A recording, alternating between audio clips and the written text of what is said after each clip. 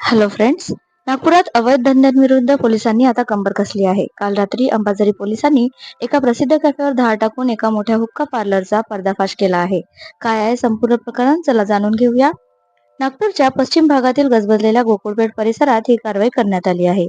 येथील hush hedge cafe मध्ये रेस्टॉरंटच्या नावाखाली चक्क अवैध हुक्का पार्लर चालवले जात असल्याची गोपनीय माहिती अंबाझरी पोलिसांना मिळाली होती. मिळालेल्या माहितीनुसार वरिष्ठ पोलीस अधिकाऱ्यांच्या मार्गदर्शनाखाली पोलिसांनी रात्री उशिरा या कॅफेवर छापा टाकला. यावेळी तिथे तरुण तरुणींना हुक्का पुरवला जात असल्याचे धक्कादायक वास्तव समोर आले. पोलिसांनी घटनास्थळावरून मोठ्या प्रमाणात हुक्का पॉट, सुगंधी तंबाखू आणि इतर साहित्य जप्त केले आहे.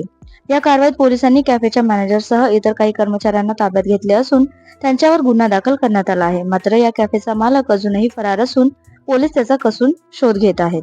रेस्टॉरंटच्या नावाखाली असे अवैध प्रकार सुरू असल्याने परिसरात खळबळ माजली आहे. अंबाझरी पोलिसांनी स्पष्ट केले आहे की शहरात अशा प्रकारचे अवैध हुक्का पार्लर कोणत्याही परिस्थितीत खपवून घेतले जाणार नाहीत. विशेषतः रहिवासी भागात चालणाऱ्या अशा कॅफेंवर यापुढेही कडक कारवाई सुरूच राहणार आहे. तर मित्रांनो, नागपूरच्या या घटनेबद्दल तुम्हाला काय वाटते?